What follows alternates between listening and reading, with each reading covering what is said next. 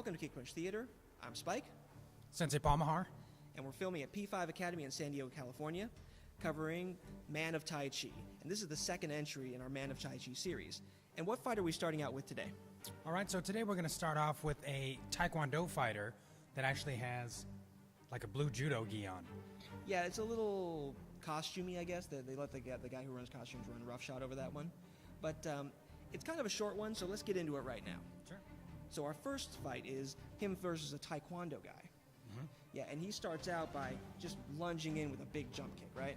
Yeah, so we see that this big Taekwondo guy, he's a pretty fit guy. He's got a gi on, so you can't really tell how big he is. But I'd assume that they casted a pretty strong, fit guy. Right. Right, he jumps in from nowhere, but he didn't have access to the secret door. So we see him in the mirror kind of running up. Right. Unlike the MMA fighter in our previous series. I'm betting MMA guy just paid off the old quiet guy. But he's throwing some really good kicks, really good form, right? Mm-hmm. Yeah, he's got some nice kicking form. Taekwondo emphasizes and focuses on not only kicking form, but kicking high. Yeah. So kicking up and above the belt most of the time. So much so that he managed to knock Tiger Chen down with kind of an interesting series of kicks. And what were those? Yeah, the final kicks that he actually landed. I mean, he threw a lot of kicks at the start, some spinning kicks, but it looked like the combination that actually found a home was an inverted hook kick into a side kick combination without landing his foot, which is kind of classic for Taekwondo guys also. It looked really good. To bring the foot up and throw multiple kicks before putting it back down. Right. So Tiger Chen gathers himself, goes through a kata, and then they kind of mean business. And Taekwondo guy just goes for it. He goes through two big sweeping kicks, once to the midsection and once to the head. But during that one to the head, he does kind of a classic sweep, right? Yeah, so Tiger Chen comes in and sweeps the leg during the high kick. And we see that in a lot of movies. It looks really good. And when it's timed well, it's a successful technique.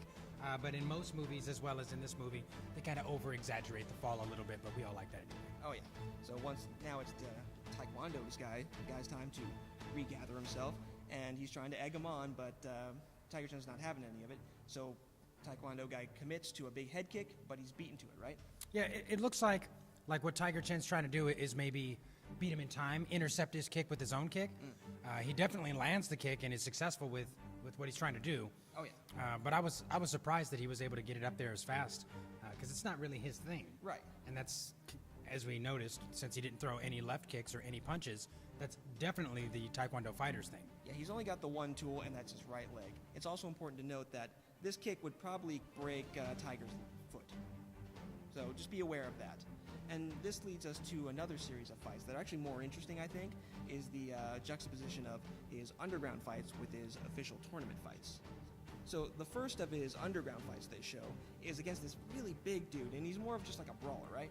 That's what he looks like to me. He's overloading all of his punches, reaching way back. Yeah. Right, throwing huge looping and arcing punches. He has some skill with fighting because he's managing to keep him against the wall a little bit. Yeah, it looks like he has distance and ranging awareness, which is something that's really important as a fighter. So I'll give him a thumbs up in that regard. Yeah, but otherwise it's kind of weak because like this guy with a 100-pound weight advantage isn't going to be affected by any of the trapping techniques or the shots to the body.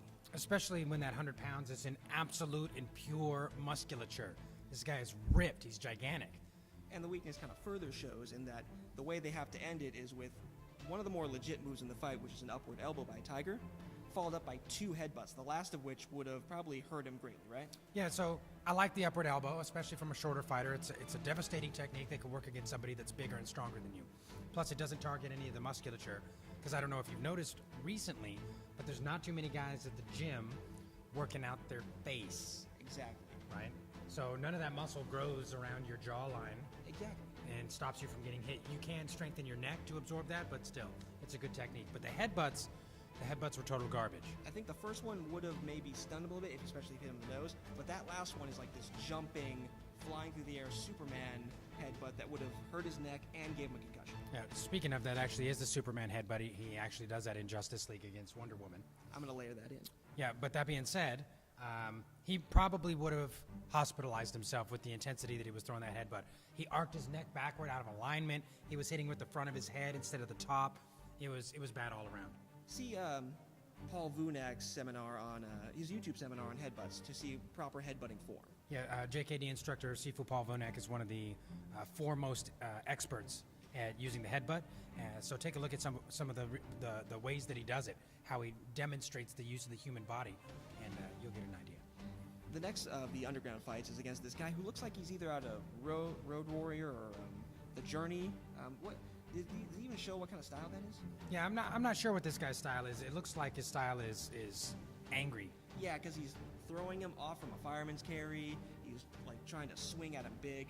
And one of the weird things is Tiger Chen goes to like the standing mount, but they just kind of fly away from it like they made a mistake again. Yeah, I'm not sure. He kind of climbs up his body, which I think that's kind of cool when the smaller fighter does that. You see that in some fight movies. But then it looks like he was going for some sort of leg choke around the neck. Yeah. And they both kind of just fell and separated. So it's realistic, and I do kind of like that, but it also doesn't show any of that kind of really cool choreography. And so since this is kind of juxtaposed against his tournament fight, they kind of cut back to him doing another fake move that you kind of hated, where he's just flying around to throw him, like with his minuscule body weight. Right. The possibility or the likelihood of a small fighter that focuses almost especially on striking, throwing the larger grappling-based attacker just doesn't seem very feasible to me. Yeah. And he finishes off with the ugliest thing in the fight so far is he has him in what looks like a leg choke over his throat, but he's angled so that his foot is going down his chest until they cut, and then he's in the right position, kind of. Right. So he's out of position to get this choke, which is a head scissor, right? You scissor your legs over the head and neck. Right. So it's a head scissor choke, but he's actually in like a reverse triangle. And then when they cut to the next scene, he's in the choke right away, right? That being said, the choke was done very poorly as well, because we have experience with this choke, and I've used this choke in competition before. The fighter's shoulder was still inside of the legs, and there was space around the neck. It just wasn't done well at all. Again, for the smaller fighter to use grappling against a grappling-based larger fighter just doesn't seem feasible to me. And this leads us to the kind of the funny thing about this series is it's juxtaposed against a tournament fight that's way more visually dynamic and way more like technical. And you see Tiger Chen having to redirect and use his trapping, and it's way more interesting, right? Yeah. Actually, it seems like the gentleman that he fights in the tournament, all right, who's a Chinese-based fighter, Kung Fu-based fighter, looks like he's actually more talented than all the guys that Tiger Chen's been fighting in the underground. It's insane. Yeah, because he lands a few good shots on him, and Tiger really has to kind of recenter himself and bring it back together. Right, and to the point where he has to just sit there, and this kind of shows his transition from the underground fights of being more aggressive. He just kind of takes several shots, which is really cool. And then there's one part that you noticed was really weak, though, was Tiger Chen goes for that double overhook, right? Right. So in this tournament style that they're able to fight in here for this tournament specifically, it looks like grappling is pretty much open. You're allowed to grapple. So when a fighter comes in with double underhooks, for the counter fighter to double overhook, that's a weak grappling-based position.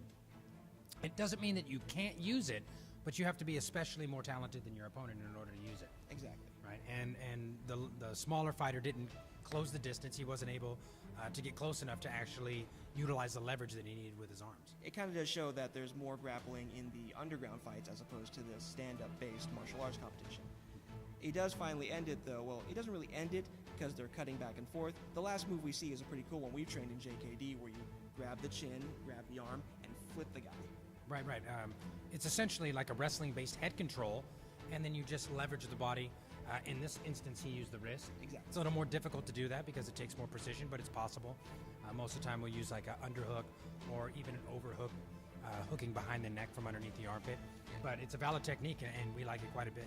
And from a storytelling standpoint, it's cool because you're seeing the referee there having to hold Tiger Chen back, as opposed to earlier when he would just finish the fight and calmly walk away. So that's the best part of this series, is it shows how they're changing him, not like his fighting prowess in this one. Yeah, that's a good point. It's the way that they layer these fights together isn't so much to show you how much of a talented fighter he is, but to show you the evolution or maybe even de-evolution of the character, right? From this pure Tai Chi-based spiritual temple training individual to this almost Sith Lord style of fighter that's actually gaining power and energy through the pain and suffering that he endures during the fights. And speaking of pain and suffering, that leads us to one of my favorite fights against a guy who's not named. I just call him Mr. Brick Shithouse. Now, this next fight is one of my favorites. This guy we learned is Ocean Howe. I don't think he has a name in the movie, but I just call him Mr. Brick Shithouse. Yeah, I think in the movie he's actually listed as Hardstyle Man. Yeah, it's And it shows. Or hard-style fighter. Exactly, and it shows because he is eating shots, kicks, punches, everything, even shots to the nuts, right? Yeah, that's a pretty intense shot there. He was using his chi energy to block that one. I know, and it's a really cool series because he kicks, gets blocked once, stomps the guard away, and then transitions to another kick. And the Foley guy is great because it makes it sound like he's kicking a bag of rocks. Yeah, we looked into this gentleman and found out that he's actually the man of Tai Chi. Yeah, he's like a championship Tai Chi practitioner. Yeah, and he probably taught most of the other actors something about Tai Chi, and he's also a Shaolin Kung Fu instructor. Right, and for the first half of this fight, it's all his fight. I mean, the music and how he owns the room shows that he is absorbing everything and dishing out way more punishment. Headbutting punches, absorbing shots to the chest, and even he takes that running axe kick, which is one of the weaker parts of this fight. One of the silly techniques. He runs up as fast as he can and then immediately stops running and axe kicks him in the face. Yeah, and it's to show that he can take it, but really there are less stupid-looking attacks to run at somebody with. Yeah, for sure. And I like the inside lop sow, and then he comes in and he gets that shoulder dislocation. Yeah, that's the main point where he has to go even more on the defensive, really. Yeah. But it does lead to some weird weaknesses in the fight because you see a series of 3 throws, right? Mm-hmm. So despite the wire work, which is always fun, of course, for us, the main weaknesses of this entire fight are without a doubt the takedowns. Right. The first one is the brick shithouse guy comes in and he just kind of cups the back of his neck and just throws him. Just throws him. It's insane. Another charge from him, and while Tiger Chen's arm is still dislocated, grabs him by the elbow. Just grabs him on the elbow. And he does this weird flip, like he just tweaked him just right. Or he's made out of balloons. I've seen some guys on YouTube do similar techniques like that. But they're usually with a bunch of their students. Yeah, and they're blowing them away with energy movements and things like this. Right, and then you find out that they're just... Okay, they're lying.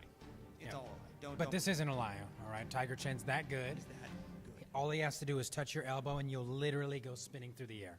Exactly. And the final one is this single arm suplex where he picks up a guy, with a 50-pound weight advantage on him? He's definitely bigger. He's bulkier than he is, so I don't know about 50, but he's substantially larger than Chen is. Yeah, and one of the more realistic parts of the fight is that this guy has to reel from ramming his head into the concrete, basically.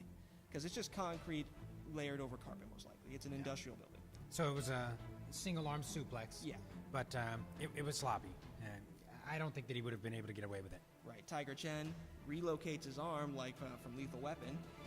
And this is where you see that saxophone sting. And the fight turns. That's right. Because he's starting to wear him down. Big overhands, big kicks, and he finally gets some arm control, too. Mm-hmm. And this is my favorite series of kicks, right? Yeah, he as soon as he takes over, it's just like any classic movie, and you hear the music change. Yeah. Right? Things are going to happen. Oh, yeah. Then our main character, so to speak, steps up into the limelight. He does take one more kick in the fight, right, which is actually a backwards kind of upward kick behind his head. Mm-hmm. But other than that, he probably gets on a 30 or so technique to 1 ratio and then finishes it with that kind of like a Superman throw, stepping back and dragging him across the whole room, rolling back and throwing him through that window, and that's when he realizes that he's being filmed the whole time. But I do need to mention that he gets even for that arm dislocation, because when he grabs that arm, starts kicking at his body, that last kick, he just pretty much yanks his arm out of the socket. Yeah. So it kind of shows that this fight is forcing him to be even more aggressive and be vindictive in his fighting, not just fighting to win, but now fighting to get even. Yeah, like he's vengeful, something that our character never really possessed in any of the previous fights. Vengeance. Yes. Then Keanu comes out and says good job and does the most douchey thing you could do, which is kind of put your hand up and say, I'm on the phone. Thanks for watching, guys. That was our second installment of the Man of Tai Chi. So what do we have coming up next for our third installment? We have another tournament fight, and it's a pretty fun one again. And that's kind of the weird thing about these tournament fights is they're pretty strong, actually.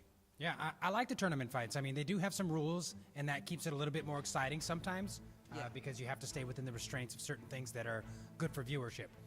But that being said, these guys are pretty talented.